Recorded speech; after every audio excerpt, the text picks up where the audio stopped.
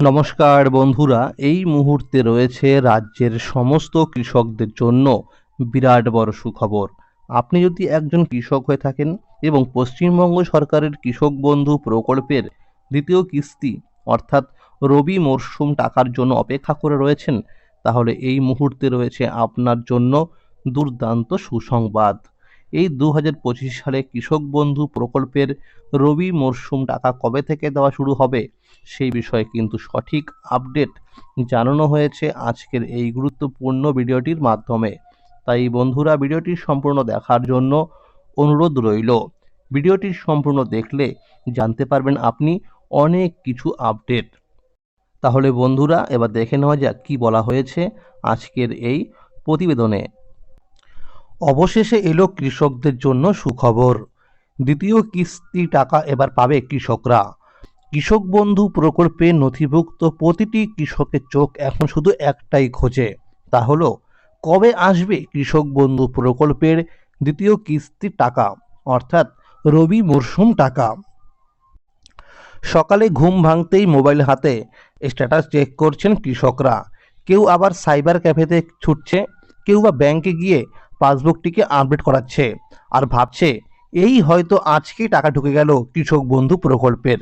কিন্তু যখন দেখে এখনও টাকা ঢোকেনি, তখন মনটা খারাপ হয়ে যায় আর বাড়ি ফিরছে সবাই। অফিসিয়াল নিয়ম অনুযায়ী কৃষক বন্ধু প্রকল্পের দ্বিতীয় কিস্তি অর্থাৎ রবি মরশুম টাকা দেবার সময় হলো অক্টোবর মাস থেকে মার্চ মাসের মধ্যে। অপেক্ষা করতে করতে আজকে 13ই ডিসেম্বর হয়ে গেল, তাই কৃষকদের অপেক্ষা আরও দিন দিন বাড়ছে। এদিকে মাঠের জমিতে চাষবাস শুরু হয়ে গেছে।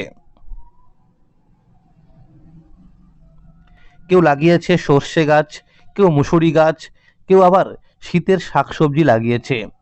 এখন সেই জমিতে সার, জল আর পরিচর্যার সবচেয়ে বেশি প্রয়োজন। তাই কৃষকদের কাছে কৃষক বন্ধু প্রকল্পের এই রবি মরশুমে টাকাটা শুধু সাহায্য নয়, এটা তাদের রোজগার, তাদের ফসল আর তাদের আশা। অনেকেই ভাবছেন এই টাকাতেই এবার সার দেব, এটাই ভরসা। এবার আর দেরি নয়, টাকা পাঠানোর প্রক্রিয়া শুরু হয়ে গেছে। সূত্র বলছে রবি মরশুমে দ্বিতীয় কিস্তির ডকুমেন্টস ভেরিফিকেশন প্রায় শেষ পর্যায়ে।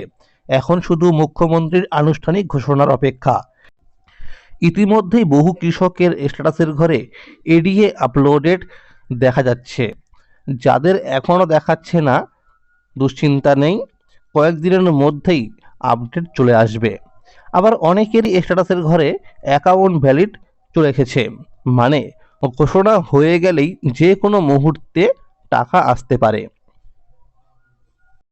আগের বছরগুলোর দিকে লক্ষ্য করলে দেখা যায় 2021 সালে রবি মরশুম টাকা দেওয়া হয়েছিল 8ই ডিসেম্বর, 2022 সালে 21শে ডিসেম্বর, 2023 সালে 12ই ডিসেম্বর, 2024 সালে 21শে নভেম্বর ঘোষণা হয়ে গেলেও 22শে নভেম্বর থেকে কৃষকদের অ্যাকাউন্টে রবি মরশুম টাকা দেওয়া শুরু হয়েছিল।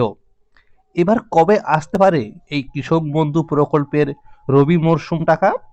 সূত্র অনুযায়ী 15ই ডিসেম্বর থেকে 19শে ডিসেম্বরের মধ্যে কৃষকদের অ্যাকাউন্টে টাকা পাঠানো শুরু হতে পারে।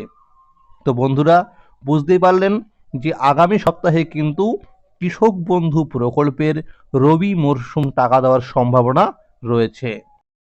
প্রথম ধাপে যে জেলাগুলোতে টাকা পৌঁছানোর সম্ভাবনা বেশি রয়েছে তার মধ্যে হলো নদিয়া জেলা, মালদা, কোচবিহার, উত্তর ও দক্ষিণ 24 পরগনা, পূর্ব ও পশ্চিম মেদিনীপুর, পূর্ব ও পশ্চিম বর্ধমান, হাওড়া, পুরুলিয়া, বাঁকুড়া, বীরভূম, উত্তর ও দক্ষিণ দিনাজপুর। যাদের স্ট্যাটাসের সমস্যা, যদি দেখা যায় ডিলিট ফার্মার বা অনেকের কেবিআইডি নম্বর নেই, আধার নম্বর নেই, তাহলে কিন্তু আপনাকে এই কাজগুলো ঠিক করতে হবে। অর্থাৎ যদি আপনার স্ট্যাটাসের ঘরে আধার নম্বর দেখা না যায়, তাহলে কিন্তু আপনাকে কৃষক বন্ধু প্রকল্পের সাথে আধার লিঙ্কের কাজ করতে হবে কৃষি অফিসে গিয়ে। তাই যদি আপনার এই সমস্যাগুলো হয়ে থাকে, সময় নষ্ট না করে দ্রুত কৃষি অফিসে চলে যান, সেখানে গিয়ে এই কাজগুলো ঠিকঠাক করে নিন। কারণ আধার লিঙ্ক না থাকলে টাকা আটকে যাবে, এটা কৃষি অফিসের আধিকারিকরা পরিষ্কারভাবে জানিয়ে দিয়েছে।